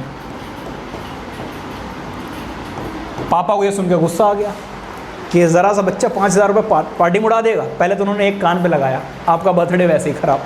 फिर उन्होंने क्या बोला कि बेटा मैं तुझे एट मोस्ट 2000 रुपीज़ दे सकता हूँ, मतलब ज़्यादा से ज़्यादा, अगर उससे कम ले ले तो बहुत ही बढ़िया बात है, और अगर ना ले तब तो मज़ा ही आ जाए, फिर तो उससे अच्छा तो बच्चा कोई है ही नहीं। इसका मतलब बेटा 2000 मैक्सिमम है, उससे कम भी चलेगा, और अगर ना लो तो बहुत ही अच्छी बात, मतलब ना होने वाली भी कंडीशन को कंसीडर किया जाएगा। अब ज़रा देखो जरा, वो आपसे क्या कह रहे हैं, एट मोस्ट 1 हेड, ज़्यादा से ज़्यादा 1 हेड, दोनों में 1 हेड है ना, और अगर हेड ना हो तब तो मज़ा ही आ जाएगा। Are you getting my point? तो एट मोस्ट और एट लीस्ट में यही कंफ्यूजन होती है। वो कहेंगे एट लीस्ट 1 हेड, तो अच्छा आप देखो यहाँ पर भी 1 हेड आ रहा है और यहाँ पर भी। एट लीस्ट 1 हेड के केस में बेटा जिसमें हेड नहीं है वो भी कंसीडर किया जाएगा। Are you getting my point? तो बेटा इस केस में भी क्या हो जाएगा, 3/4, क्योंकि 3 बार ऐसा हुआ जिस केस में कम से कम 1 हेड था, और 1 बार वो भी था जब 1 भी हेड नहीं था। क्लियर हो गई बात है नहीं? तो इस बात का बेटा ख्याल रखना एट लीस्ट और एट मोस्ट वाले केस में, ठीक है। अच्छा 3 कॉइन्स भी बेटा एक साथ में आ सकते हैं। वैसे 3 कॉइन्स वाला आपका दिया हुआ है, आपका नहीं होता है, होता है, चलो करा देता हूँ भाई, करा देता हूँ। इधर देख लो ज़रा, 3 कॉइन्स वाला देख लो, 3 कॉइन्स। अब बेटा वो क्वेश्चन में बोल दे कि 1 कॉइन टॉस्ड 3 टाइम्स, या फिर 3 कॉइन्स टॉस्ड साइमल्टेनियसली, एक ही साथ में तीनों कॉइन को उछाल दिया गया है, तो बेटा दोनों का मतलब क्या रहेगा, सेम ही होगा। इस बार बेटा कितनी कॉइन्स हैं, 1 2 3। इस बार बेटा एक तरफ हेड है और दूसरी तरफ टेल है, हेड टेल, हेड टेल, मतलब एक तरफ हेड और दूसरी तरफ टेल है। अब ज़रा ध्यान दीजिए, इस पर क्या आ सकता है, हो सकता है इस पे हेड आ जाए, इस पे भी हेड आ जाए और इस पे भी हेड आ जाए। फिर हो सकता है बेटा इस पे हेड आ जाए, इस पे हेड आ जाए और इस पे क्या आ जाए, टेल। इस पे हेड आ जाए, इस पे टेल आ जाए और इस पे टेल हो जाए, ऐसा भी तो हो सकता है। फिर ऐसा हो सकता है कि तीनों पर ही क्या आ जाए, टेल आ जाए। फिर बेटा ऐसा हो सकता है पहले वाले पे टेल आ जाए, दूसरे वाले पे टेल आ जाए, लेकिन लास्ट वाले पे क्या आ जाए, हेड आ जाए। फिर ऐसा भी हो सकता है कि पहले वाले पे टेल हो, बाकी दोनों पे क्या हो बेटा, हेड हेड हो। ऐसा भी हो सकता है पहले पे टेल हो, लास्ट पे टेल हो और बीच वाले में क्या आ जाए, हेड आ जाए। और ऐसा भी तो हो सकता है बेटा पहले वाले पे हेड आ जाए, लास्ट वाले पे हेड आ जाए और बीच वाले में क्या आ जाए बेटा, टेल। तो बेटा कितने हो गए, 1 2 3 4 5 6 7 8। इसका मतलब बिल्कुल सही है।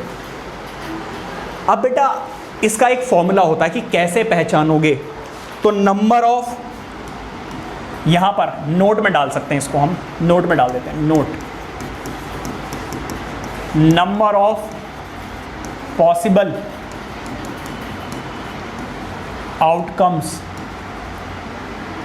Of a coin, of coin, of coin, coins लिख दो। चलो बेटा ये होता है 2 raised to the power n, और जहां पर n क्या है बेटा, नंबर ऑफ कॉइन टॉस्ड, या फिर नंबर ऑफ कॉइन्स लिख दो, टॉस्ड।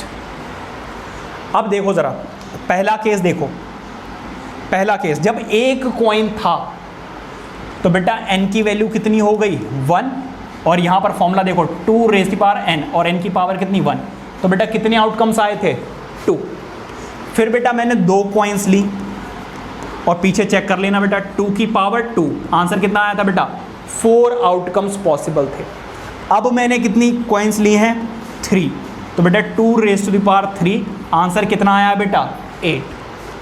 वो आपसे पूछ लेते हैं if there are 5 coins then what will be the total number of outcomes. तो बेटा n की वैल्यू 5 हो गई, फॉर्मूला यही सेम रहेगा, आंसर बेटा कितना आ जाएगा, 32 आएगा, 60 है, 4 4 4 16 32, हाँ ठीक है। क्लियर हो गई बात या नहीं? तो ये फॉर्मूला आपको याद रखना है। समझ में आ गई बात या नहीं? अब जरा देखो,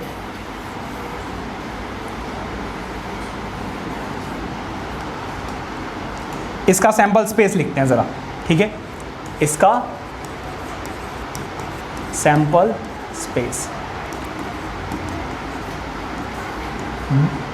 हेड हेड हेड, फिर क्या था बेटा, हेड हेड टेल, फिर क्या था, हेड टेल टेल, फिर क्या था बेटा, तीनों टेल, फिर क्या था बेटा, टेल टेल हेड, फिर क्या था बेटा, tail tail sorry tail head head, फिर क्या था बेटा ज़रा देखिए, फिर टेल हेड टेल, फिर क्या था, हेड टेल हेड, ठीक है। अब बेटा वो आपसे प्रोबेबिलिटीज पूछेंगे, what is the probability of getting 1 head, एक हेड होना चाहिए, सिर्फ एक हेड। तो एक हेड बेटा इसमें है, इसमें है और इसमें है, तो 3 बार ऐसा हुआ है आउट ऑफ 8, तो प्रोबेबिलिटी ये आ गई, ठीक है। अगर वो आपसे कहते हैं नो हेड या no tail, no tail, tail नहीं होना चाहिए बेटा, तो सिर्फ एक ही बार ऐसा हुआ है जब टेल नहीं था। वो आपसे पूछते हैं what is the probability of getting 2 heads, 2 heads, तो बेटा 2 हेड कितनी बार आए हैं, 1 बार, 2 बार, 3 बार, 3 out of 8। Are you getting my point? अब जरा ध्यान से सुनना, वो आपसे कह रहे हैं एट लीस्ट 2 हेड्स, कम से कम बेटा कितने होने चाहिए, 2, कम से कम। यहां पर भी 2 हैं, यहां पर भी 2 हेड हैं, यहां पर भी 2 हेड हैं। कम से कम का मतलब क्या है बेटा, अगर उससे ज़्यादा भी होंगे तब भी चलेगा, ठीक है। इसका मतलब यह है कि यहाँ पर 4/8 आएगा, आंसर आएगा बेटा 1/2। वो आपसे पूछ ले at most at most one tail, ज्यादा से ज्यादा बेटा कितने टेल होने चाहिए? सिर्फ एक। तो जरा ध्यान देना बेटा, ये इंपॉर्टेंट है। ज्यादा से ज्यादा एक टेल, तो यहां पर भी एक टेल है, यहां पर भी एक टेल है, यहां पर भी एक टेल, ज्यादा से ज्यादा एक टेल हो, और अगर ना हो तब तो बहुत ही अच्छी बात है। यहां फंसते हैं बच्चे, वो कहते हैं ना at least one, at most one tail. इसका क्या मतलब है बेटा? एट मोस्ट वन टेल वाला वो वन वन काउंट कर लेते हैं। एट मोस्ट वन टेल का मतलब ये है कि उससे कम भी होंगे तब भी चलेगा, और अगर नहीं है तब भी चलेगा, जैसा कि पैसों वाला भी मैंने आपको एग्जांपल दिया, ठीक है। तो यहां पर बेटा क्या हो जाएगा? 1 2 3 4, आंसर क्या आएगा बेटा? 4/8 विच इज 1/2। बताइए बात क्लियर हुई या नहीं? Any problem? तो एट मोस्ट और एट लीस्ट वाला केस बेटा देख लेना, ठीक है। एक और क्वेश्चन देते हैं। वो आपसे ये बोल देंगे कि there are 3 coins tossed at a time and you will win if 2 faces will be identical। मान लीजिए या 2 outcomes are identical, दो जो आउटकम्स है वो आइडेंटिकल है, सेम है। मतलब अगर 2 हेड आ गए तब भी आप जीत जाएंगे, 2 टेल आ गए तब भी आप जीत जाओगे, 2 टेल आ गए तब भी जीत जाओगे, 2 हेड आ गए तब भी जीत जाओगे, 2 टेल आ गए तब भी जीत जाओगे, 2 हेड आ गए तब भी जीत जाओगे। कब नहीं जीतोगे? अगर तीनों हेड आ गए, टेल आ गए तब नहीं जीतोगे, और तीनों अगर क्या आ गए? हेड या तीनों टेल आ गए तब नहीं जीतोगे। अगर 2 फेसेस आइडेंटिकल हुए तब आप जीत जाओगे। तो इस केस में बेटा प्रोबेबिलिटी क्या हो जाएगी इस इवेंट की? 6/8। मतलब क्वेश्चन पढ़कर आपको समझना होगा कि वो आपसे पूछना क्या चाह रहा है, जल्दबाजी में करने की जरूरत नहीं है, ठीक है। चलो डाइस का कॉन्सेप्ट है बेटा, मैं इसका आपको स्क्रीनशॉट भेज दूंगा, ठीक है।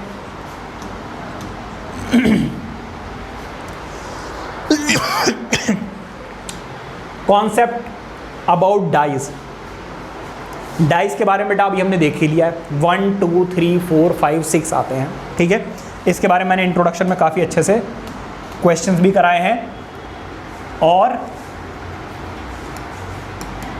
1 डाइस वाला केस तो अब आपको करने की ज़रूरत नहीं, आपने 9th में भी किया हुआ होगा। तो 1 2 3 4 5 और 6। 2 डाइस वाला समझते हैं बेटा। 2 डाइस वाला ऐसे ले लिया बेटा, एक डाइस मैंने ले लिया यहाँ पर, और एक डाइस ले लिया मैंने यहाँ पर, इस तरीके से। अब ज़रा ध्यान देना बेटा, यहाँ पर क्या आ सकता है? 1 आ सकता है, 2 आ सकता है, 3 आ सकता है, 4 आ सकता है, 5 आ सकता है, और 6 आ सकता है। इस वाले डाइस पे भी क्या आ सकता है? 1 आ सकता है, 2 आ सकता है, 3 आ सकता है, 4 आ सकता है, 5 आ सकता है, और 6 आ सकता है। कैसे उदास हो? पहले बता, इस पे ज़रा फोकस कीजिए बेटा, इस पे ध्यान दीजिए। जब आप फेंकोगे तो हो सकता है पहले वाले पे 1 आ जाए और दूसरे वाले पे भी क्या आ जाए? 1। फिर जब आप डाइस फेंकोगे तो हो सकता है पहले वाले पे तो 1 ही आए और दूसरे वाले पे क्या आ जाए? 2 आ जाए। फिर हो सकता है आप पहले वाले पे 1 आ जाए और फिर क्या आ जाए इस पे? 3। फिर पहले वाले पे 1 और दूसरे वाले पे, ये भी तो हो सकता है बेटा कि जब आप फेंको तो पहले वाले पे 2 आ जाए और दूसरे वाले पे क्या है बेटा? 1। पहले वाले पे 2 और दूसरे वाले पर 1, पहले वाले पर 2 और दूसरे वाले पे 3, सो 2 2। समझ में आ रही बात है नहीं? तो इस तरीके से बेटा ऐसे टोटल कितने आउटकम्स आ जाएंगे बेटा? 6 6 36। टोटल कितने आउटकम्स आ जाएंगे? 6 6 36। ऐसा देखिए, समझ में आ गई बात या नहीं? इसको भूल जाओ थोड़ी देर के लिए। टोटल आप काउंट कर लीजिए बेटा कितने आउटकम्स हैं? 6 6 36। अगर एक डाइज है तो बेटा क्या हो जाएगा?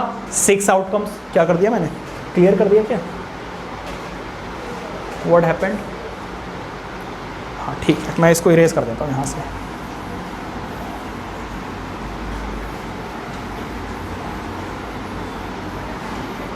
ठीक है बेटा,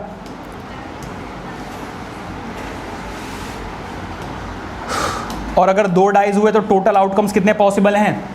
36। ठीक है, 6 6 36। अब ज़रा ध्यान दीजिए, वो आपसे पूछ ले what is the probability of getting two identical outcomes पूछ ले या नंबर्स पूछ ले, तो बेटा टोटल कितने हो गए 36। दोनों बेटा सेम कितनी बार है 1 2 3 4 5 6, तो बेटा दोनों सेम आए हैं 6 टाइम्स, तो प्रोबेबिलिटी क्या हो गई 6/36। कैंसिल आउट करोगे क्या आ जाएगा बेटा 1/6। Any problem? अगर वो आपसे ये कह दें what is the probability of getting 2 composite numbers, क्या पूछ लिया बेटा उन्होंने? Probability of composite number, composite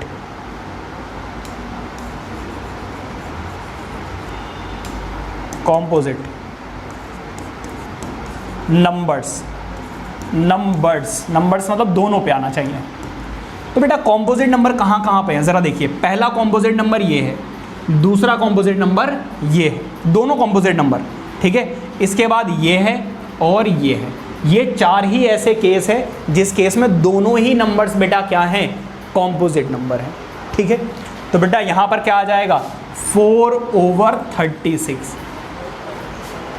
वो आपसे ये पूछ सकते हैं what is probability of getting the sum of 2 numbers is, या सम ऑफ 2 नंबर्स 8, ठीक है। जब आप डाइस फेंकेंगे तो उस पर जो दोनों नंबर आएंगे, 2 डाइस को फेंक रहे हो एक साथ, तो उनका सम कितना होना चाहिए बेटा 8 होना चाहिए। ज़रा ध्यान देना बेटा, किस किस का सम 8 आ रहा है?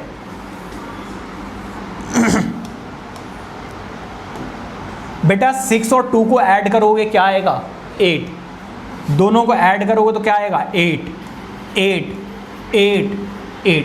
तो ऐसे कितने नंबर्स हैं बेटा जिनका सम कितना आएगा 8। ये बेटा किसके लिए है? 2 dice thrown at a time, या फिर 2 डाइस थ्रोन साइमल्टेनियसली, ठीक है, उस केस में। तो ऐसे बेटा कितने केसेस पॉसिबल हैं 5/36। समझ में आ गई बात या नहीं? वो आपसे ये भी बस पूछ सकते हैं both numbers are prime, both numbers are prime, numbers are prime. Prime के लिए बेटा क्या है, दोनों ही प्राइम होने चाहिए। जरा देखिएगा,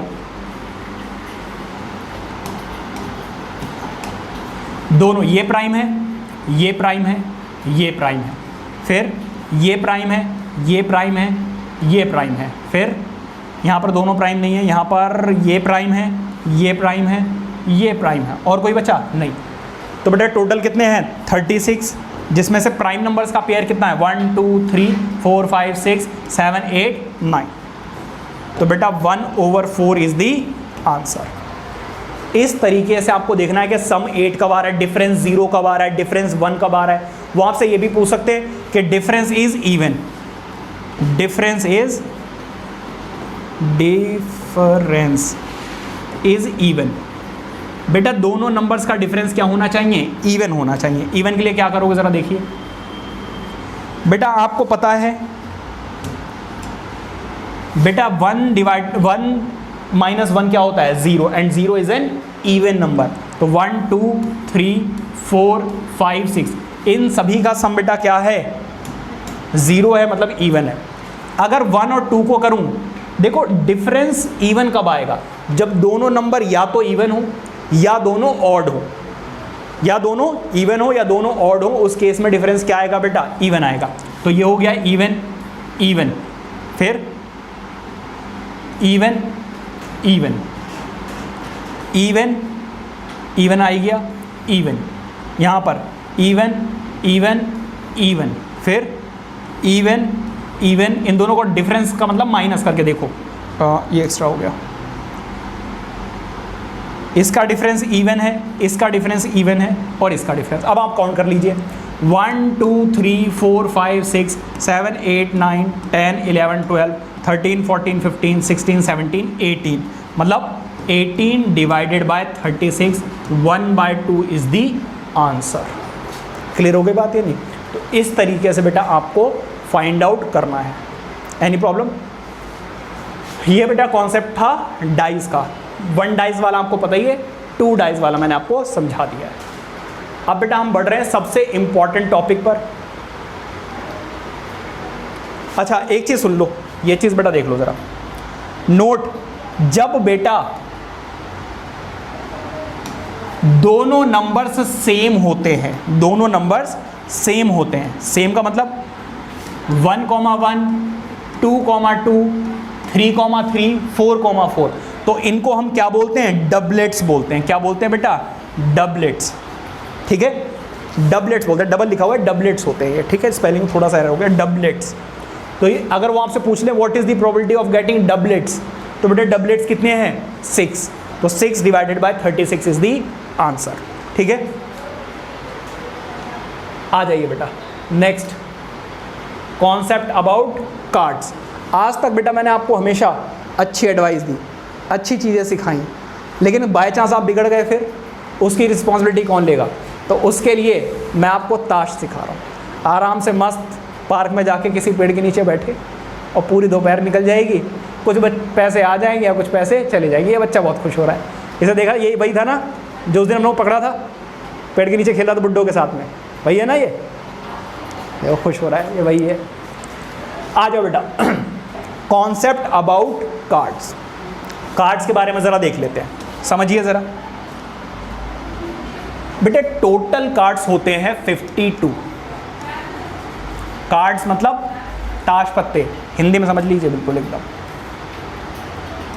ताश पत्तों की बात कर रहे हैं हम। टोटल कितने होते हैं बेटा? 52 कार्ड्स। इन 52 कार्ड्स में से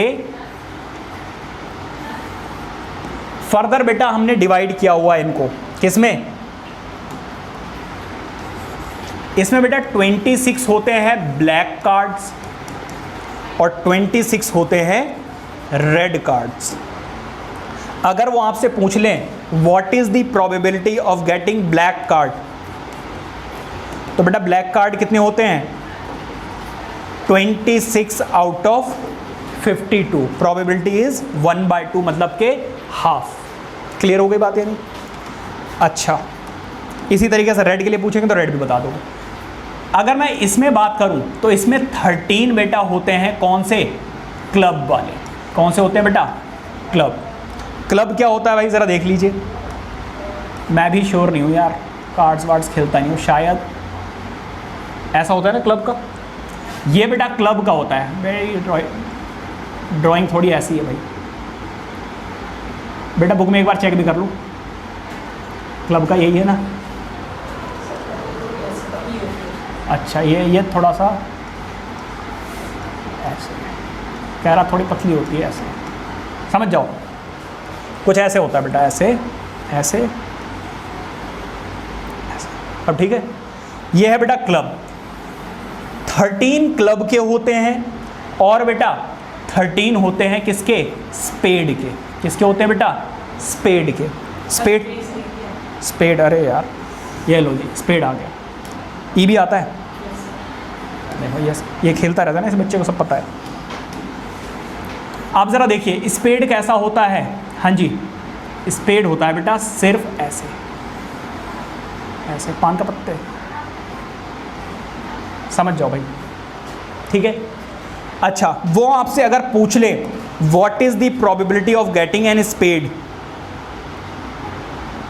स्पेड बेटा स्पेड कितने हैं? 13 आउट ऑफ 52, तो प्रोबेबिलिटी कितनी आ गई बेटा? 1/4। इसी तरीके से अगर वो क्लब की पूछ ले तब भी क्या हो जाएगा? 1/2 या फिर 13/52। क्लियर हो रही बात यानी? इसके बाद बेटा यहाँ पर आ जाइए, इसमें भी बेटा फर्दर 13 कार्ड्स होते हैं बेटा किसके? हार्ट के। किसके होते हैं बेटा? हार्ट के। और हार्ट बेटा कैसा होता है? ऐसा ऐसा होता है नहीं बेटा रियल में, बस ऐसे फिल्मी दुनिया में ऐसा बना दिया गया है। हार्ट का ये होता है बेटा, ठीक है। और 13 होते हैं बेटा किसके? किसके बेटा? डायमंड। किसके? डायमंड। डायमंड कैसा होता है ज़रा वो भी देख लीजिए। डायमंड होता है कुछ ऐसा है, एज बेटा बता रहे हैं आगे, सब पता है आपको, लेकिन सब्र रखिए थोड़ा सा, सब्र का फल एज होता है।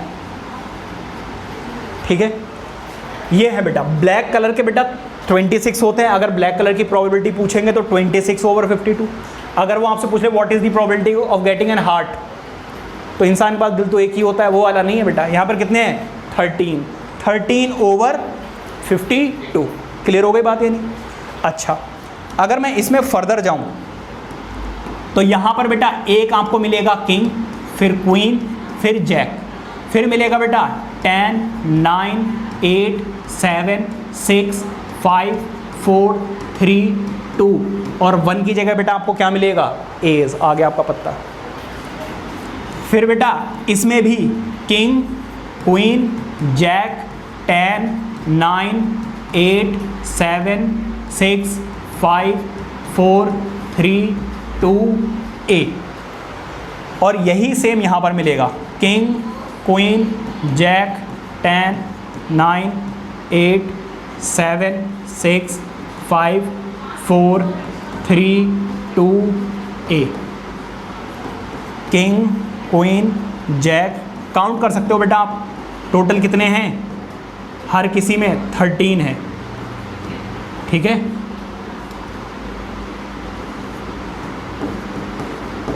अब जरा देखिए बेटा, टोटल किंग कितने हो गए? 4। टोटल कितने किंग्स हो गए बेटा? 4। अगर 4 में भी आप देखें तो बेटा 2 हैं ब्लैक और 2 हैं रेड। अगर वो आपसे पूछे what is the probability of getting a king, तो भाई किंग की प्रोबेबिलिटी क्या हो गई? किंग की प्रोबेबिलिटी क्या हो गई? टोटल कितने किंग हैं? 4/52।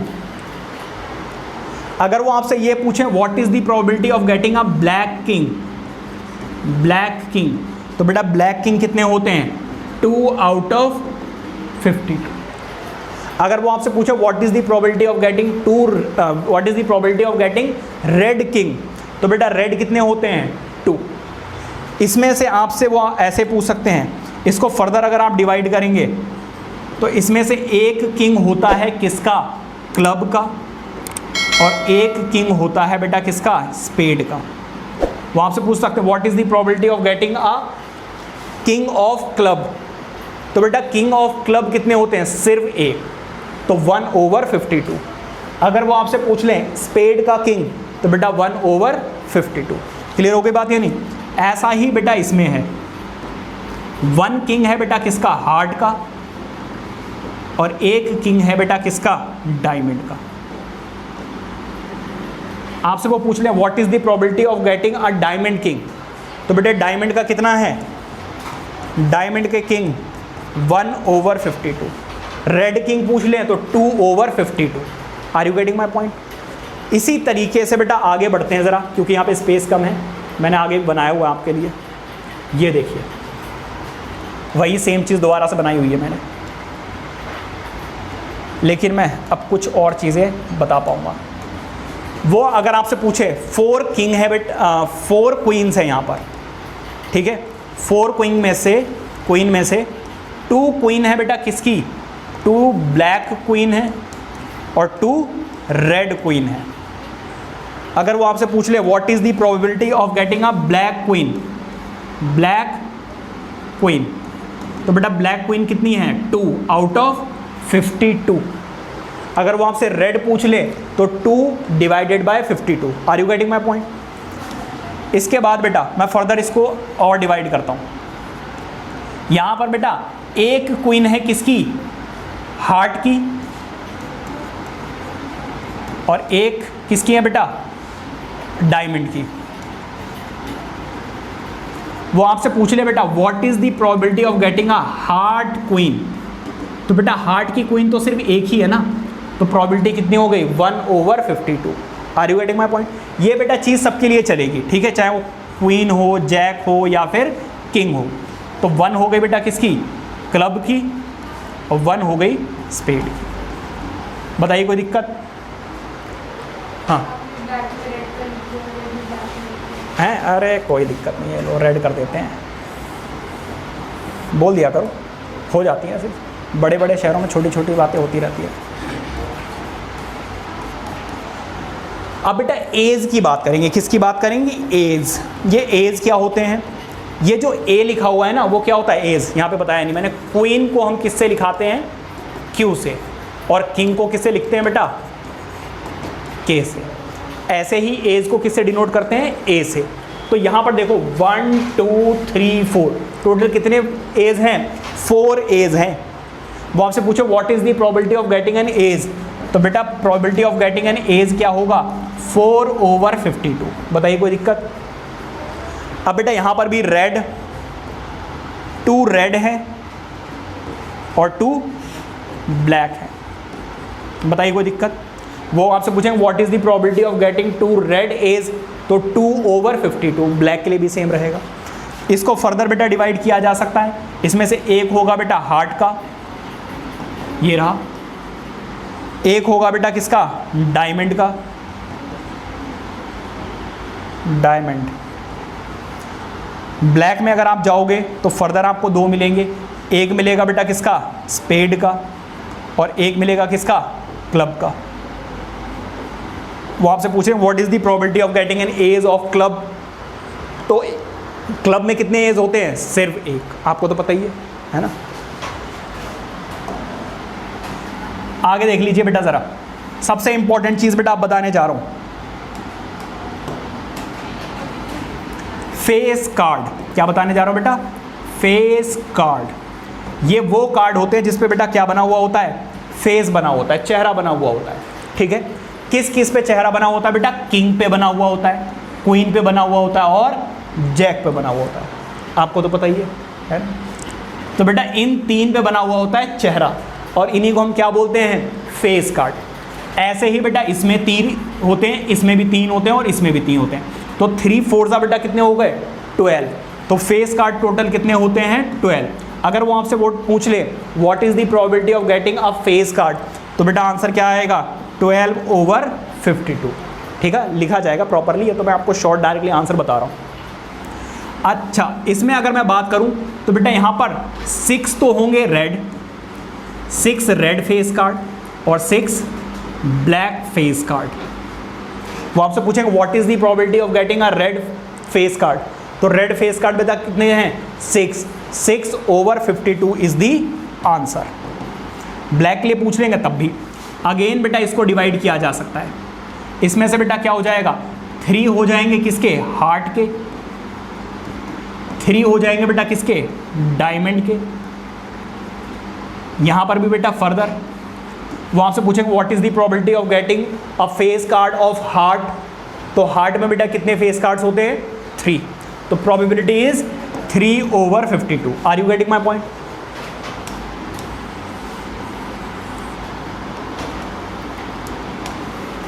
इसी तरीके से बेटा 3 हो जाएंगे किसके? स्पेड के, और 3 हो जाएंगे किसके? क्लब के। यहां तक सारी बातें क्लियर? Any problem? बेटा यहां से एक चीज और हमें सीखनी होगी। हाँ, स्पेड में? क्लब में एक हाँ लिख दिया मैंने। अच्छा ओके। आप जरा ध्यान दीजिए बेटा, मान लीजिए वो आपसे पूछे what is the probability of getting a black king, तो बेटा ब्लैक कितने थे बताओ जरा? ब्लैक किंग कितने हैं? 2/52। यह आपने आंसर बता दिया। वो आपसे बोलेंगे suppose it was a king, king आ गया and it was not replaced again, इसको दोबारा से रिप्लेस नहीं किया गया, मतलब ताश पत्ते खेल रहे थे उसमें से बेटा निकाला और देखा क्या है? किंग, ब्लैक किंग आ गया। फिर इसको बेटा क्या कर दिया गया? साइड में रख दिया गया, इसको दोबारा से गड्डी में नहीं रखा गया। अब वो आपसे पूछेंगे what is the probability of getting a black king again, दोबारा से बताइए क्या प्रोबेबिलिटी होगी। तो बेटा आप बताइए, आपको तो आइडिया है इस बारे में, बताओ बताओ जल्दी बताओ। अब ब्लैक कितने बचे? 1, तो प्रोबेबिलिटी कितनी हो गई बेटा? 1/52। हाँ जी बेटा, कितनी होगी प्रोबेबिलिटी? क्यों? एक कार्ड तो कम हो गया। हाँ जी बेटा, आप क्या कहते हो? 1/52। 1/51 इज द करेक्ट आंसर, क्योंकि बेटा टोटल ताश में से भी तो एक कम हो गया, किंग तो कम हुआ ही हुआ, लेकिन टोटल कार्ड में से भी एक कम हो गया। बच्चे गलती यहीं पर करते हैं, एक कार्ड कम हो गया तो वो यहाँ तो कम कर देते हैं, लेकिन यहाँ कम करना भूल जाते हैं। जब card was not replaced again, it means total cards अब कितने बचे हैं बेटा? 51, नॉट 52। कोई भी चीज़ अगर रिप्लेस नहीं की जाएगी तो बेटा उस केस में डिनोमिनेटर में से वो चीज़ माइनस करनी पड़ेगी, टोटल में से भी कम करनी पड़ेगी। जैसे कि मान लीजिए आप एक शॉप पर गए जिसमें 6 ब्लू पेन्स थे और 3 रेड पेन्स थे। आपने बेटा बॉक्स में से निकाला और उसको चलाकर देखा, उन्होंने बोला कि you will not buy if pen is red. ठीक है, तो आपने निकाला और बेटा वो रेड आ गया। क्या आ गया? रेड। तो बेटा प्रोबेबिलिटी रेड की कितनी है? देखो टोटल कितना आ जाएगा? 9। टोटल कितना हो रहा है? 9। तो 3/9 मतलब कि 1/3। अब वो आपसे कहते हैं suppose red pen was not replaced again, now what is the probability of getting a blue pen. अब बेटा ब्लू की पूछ रहे हैं, तो टोटल अब कितने रह गए बेटा? 8। क्यों? क्योंकि रेड पेन दोबारा से वहां पर रिप्लेस नहीं किया गया था, लेकिन ब्लू तो उतने के उतने ही हैं। तो ब्लू की प्रोबेबिलिटी क्या रहेगी? 6/8, नॉट 6/9। कब? जब रिप्लेस नहीं किया गया। अगर वो कहते हैं it was replaced again, now find the probability of blue pen, तो बेटा जब रिप्लेस कर दिया गया है तो टोटल दोबारा से कितने हो गए हैं? 9। तो प्रोबेबिलिटी क्या होगी? 6/9। Is that clear?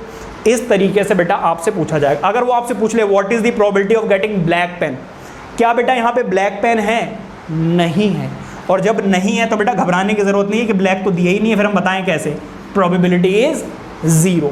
Is that clear? इस तरीके से बेटा आपसे क्वेश्चंस पूछे जाते हैं। आई होप कि आपने सारे कॉन्सेप्ट बहुत अच्छे से सीख लिए, और मुझे लगता है आप अब जितने भी क्वेश्चंस हैं आपके एग्जाम्पल्स या एनसीईआरटी में, वो सारे खुद से ही कर सकते हैं। ठीक है, बट फिर भी मैं आपको करा रहा हूँ। ये था हमारा introduction, please note it down.